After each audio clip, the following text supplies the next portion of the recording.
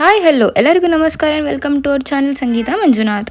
ಇವತ್ತು ನಾವು ಮನೆಯಲ್ಲಿ ಎಲ್ಲರೂ ಸೇರಿದ್ವಿ. ಸೊ ಎಲ್ಲರೂ ಹತ್ರ ಹೋಗೋಣ ಅಂತ ತುಮಕೂರು ಹತ್ರ ಇರೋ ಕುರಟಗೆರೆ ಗ್ರಾಮದಲ್ಲಿ ಕೊರೋನಹಳ್ಳಿ ಮಹಾಲಕ್ಷ್ಮಿ ಅಂತ ಒಂದು ಟೆಂಪಲ್ ಇದೆ. ಸೊ ಅಲ್ಲಿ ಹೋಗೋಣ ಅಂತ ಎಲ್ಲ ಹೊರಟಿದ್ವಿ. ನೋಡಿ ಇಲ್ಲಿ ನೀವು ನೋಡಬಹುದು, ಅಕಸ್ಮಾತ್ ನೀವು ಊರಿಂದ ಊರಿಗೆ ಬಂದು ಲೇಟ್ ಆಯಿತು, ನೈಟ್ ಆಯಿತು, ಎಲ್ಲಿ ಹೋಗೋಕ್ಕೆ ಇವಾಗ ಆಗ್ತಿಲ್ಲ ಅಂದರೆ ಇಲ್ಲಿ 2 ವಸತಿ ಗೃಹಗಳಿದೆ. ಕಂಫರ್ಟೇಬಲ್ ಆಗಿದೆ, ನೀವು ಇಲ್ಲಿ ಸ್ಟೇ ಕೂಡ ಮಾಡಬಹುದು. ಆ್ಯಂಡ್ ನಾವಿಲ್ಲಿ ಬಂದಿದ್ದು ಶನಿವಾರ, ಸೊ ಅಷ್ಟೊಂದು ರಶ್ ಇರಲಿಲ್ಲ. ಅಕಸ್ಮಾತ್ ಶುಕ್ರವಾರ, ಮಂಗಳವಾರ, ಭಾನುವಾರ ಬಂದರೆ ಸಖತ್ ರಶ್ ಇರುತ್ತೆ. ಆ್ಯಂಡ್ ಇಲ್ಲಿ ಮಾರ್ಕೆಟ್ ಕೂಡ ಇಟ್ಕೊಂಡಿದ್ದಾರೆ, ವೆಜಿಟೇಬಲ್ಸ್ ಎಲ್ಲ ಫ್ರೆಶ್ ಆಗೆಲ್ಲ ಸಿಗುತ್ತೆ ಅಂತ. ಆ್ಯಂಡ್ ಹಾಗೆ ಒಳಗಡೆ ಹೋಗ್ತಾ ಹೋಗ್ತಾ ಇಲ್ಲಿ ಗೊರವನಹಳ್ಳಿ ಮಹಾಲಕ್ಷ್ಮಿ ಹಿಂದೆ ಒಂದು ದೊಡ್ಡ ಕತೆ ಇದೆ ಅಂತೆ. ಅದನ್ನು ಸಣ್ಣದಾಗಿ ಪುಟ್ಟದಾಗಿ ಹೇಳೋಣ.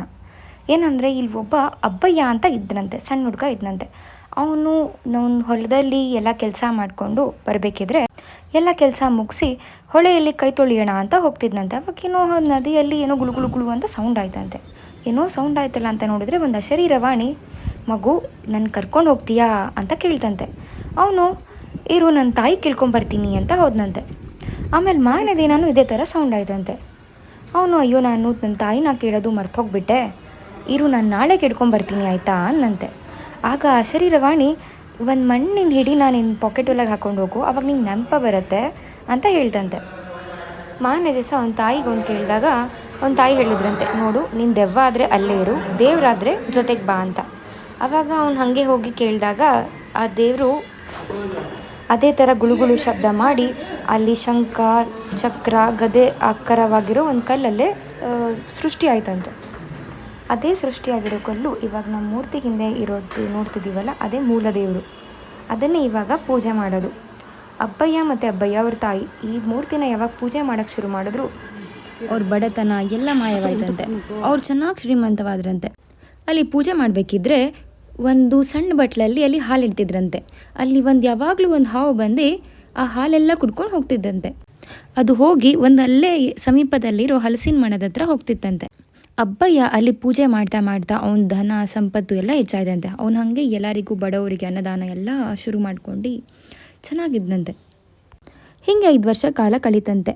ಆಮೇಲೆ ಅಬ್ಬಯ್ಯ ಒಂದಲ್ಲಿ ಮನೆ ಕಟ್ಸೋಕ್ಕೋಸ್ಕರ ಯಾವಾಗಲೂ ಹಾಲು ಕುಡ್ಕೊಂಡು ಹೋಗ್ತಿತ್ತಲ್ಲ ಹಾವು, ಆ ಹಾವು ನೆಲೆಸಿರೋ ಹಲಸಿನ ಮರನ ಕಡಿಸ್ಬಿಟ್ರಂತೆ. ಗೊತ್ತಿಲ್ದಿರೋ ಒಂದು ಆಳನ್ನ ಕಡಿಸ್ಬಿಟ್ರಂತೆ. ಆ ಕಡಿಸಿದ ತಕ್ಷಣ ಆ ಹಾವು ಅಲ್ಲೇ ಬಂದು ಮನುಷ್ಯನ ಥರ ಅಯ್ಯೋ ಅಂತ ಹೇಳಿ ಅಸುನಿಗೆ ಬಿಡ್ತಂತೆ. ಈ ವಿಷಯ ಅಬ್ಬಯ್ಯಂಗೆ ಗೊತ್ತಾದ ಮೇಲೆ ತುಂಬ ನೋವುಪಟ್ಟು ಹಾಸಿಗೆ ಹಿಡಿದೋಗ್ಬಿಟ್ರಂತೆ. ಆಮೇಲೆ ಪೂಜೆ ಎಲ್ಲ ನಿಂತೋಗ್ಬಿಡ್ತಂತೆ. ಆಮೇಲೆ ಹಿಂಗೆ ಕಾರಣಾಂತರಗಳಿಂದ ಪೂಜೆ ನಡೀತಾನೆ ಇರಲಿಲ್ವಂತೆ. ಆವಾಗ ಬಂದಿದ್ದು ಗೊರವನಹಳ್ಳಿಗೆ ಈ ಕಮಲಮ್ಮನವರು ಬಂದು ಅಯ್ಯೋ ಈ ಗುಡಿಗೆ ಪೂಜೆನೇ ನಡೀತಿಲ್ವಲ್ಲ, ಬೀಗ ಹಾಕ್ಬಿಟ್ಟಿದ್ದಾರಲ್ಲ, ಪೂಜೆನೇ ನಡೀತಿಲ್ವಲ್ಲ ಅಂತ ಪ್ರತಿಷ್ಠಾಪನೆ ಮಾಡಿಸಿದ್ರಂತೆ. ಅವರೇ ಆ ಗುಡಿನ ಸಾರಿಸಿ ಗುಡಿಸಿ ರಂಗೋಲಿ ಎಲ್ಲ ಹಾಕ್ತಿದ್ರಂತೆ. ಇವಾಗ ಅವ್ರ ಸಮಾಧಿನೂ ಕೂಡ ಇಲ್ಲೇ ಪ್ರತಿಷ್ಠಾಪನೆ ಮಾಡಿಸಿದ್ದಾರೆ. ಸೊ ಇಲ್ಲಿ ಬರೋ ಭಕ್ತಾದಿಗಳಿಗೆಲ್ಲ ಅವ್ರು ಅಂದ್ಕೊಂಡಿರುವಂಥದ್ದು ಎಲ್ಲ ಆಸೆಗಳೆಲ್ಲ ನೆರವೇರುತ್ತಂತೆ. ಆ್ಯಂಡ್ ಮನಸ್ಸಿಗೆ ಶಾಂತಿ ಕೂಡ ದೊರೆಯುತ್ತೆ. ನಮ್ಮ ಹಾಗೆ ಮಹಾಲಕ್ಷ್ಮಿ ದರ್ಶನ ಮುಗಿಸ್ಕೊಂಡು ಅಲ್ಲೇ ಪಕ್ಕದಲ್ಲಿ 1-2 ಕಿಲೋಮೀಟ್ರ್ ದೂರದಲ್ಲಿ ನಡ್ಕೊಂಡೇ ಬರ್ಬೋದು. ಅಲ್ಲಿ ಸ್ವಲ್ಪ ಮುಂದೆ ಅಲ್ಲಿ ಒಂದು ಡ್ಯಾಮ್ ಇತ್ತು. ಈ ಬೇಸಿಗೆಯಲ್ಲಿ ಸಖತ್ ಮಾಡಿಸ್ದಂಗೆ ಇತ್ತು ಆ ಡ್ಯಾಮ್. ಇದೊಂಥರ ಹಿಡನ್ ಸ್ಪಾಟ್ ಅಂತಲೇ ಹೇಳ್ಬೋದು. ಎಷ್ಟು ಪೀಸಾಗಿ ಶಾಂತವಾಗಿ ನೆಮ್ಮದಿಯಿಂದ ಆಗಿತ್ತು. ಗಾಳಿಗೆ ನೋಡಿ ವೇಲ್ಗಳೆಲ್ಲ ಹಾರಾಡ್ತಾ ಇದೆ. ಸಖತ್ತಾಗಿ ಎಲ್ಲ ಫುಲ್ ಫ್ಯಾಮಿಲಿ ಎಂಜಾಯ್ ಮಾಡ್ಕೊಂಡು ಹೋಗಿದ್ವಿ ನಾವು. ಒಳ್ಳೆ ಬೀಚಿನ ಫೀಲಿಂಗ್ ಕೊಡ್ತಾ ಇತ್ತು. ಈ ಬೇಸಿಗೆಯಲ್ಲಿ ತಂಪಾಗಿ ನೀವು ಫೀಲ್ ಮಾಡ್ಕೋಬೇಕಂದ್ರೆ ನೀವು ಒಂದ್ಸತಿ ಇಲ್ಲಿ ಬಂದು ವಿಸಿಟ್ ಮಾಡಿ ಹೋಗಿ. ನನ್ನ ತಾಯಿ, ನಮ್ಮ ಅತ್ತೆ, ನಮ್ಮ ಮನೆಯವರು ಎಲ್ಲರೂ ಎಂಜಾಯ್ ಮಾಡ್ತಿರೋದಾರೆ ನೀವು ನೋಡ್ಬಹುದು. ಎಲ್ಲ ಕಡೆ ಜಾಲರಿಗಳು ಹಾಕ್ಬಿಟ್ಟಿದ್ದಾರೆ, ಯಾಕಂದರೆ ಇದು ತುಂಬ ಸಲ ಸೂಸೈಡ್ಗಳು ಕೂಡ ಆಗಿದೆಯಂತೆ. ಅದಕ್ಕೋಸ್ಕರ ಜಾಲರಿ ಕೂಡ ಹಾಕ್ಬಿಟ್ಟಿದ್ದಾರೆ.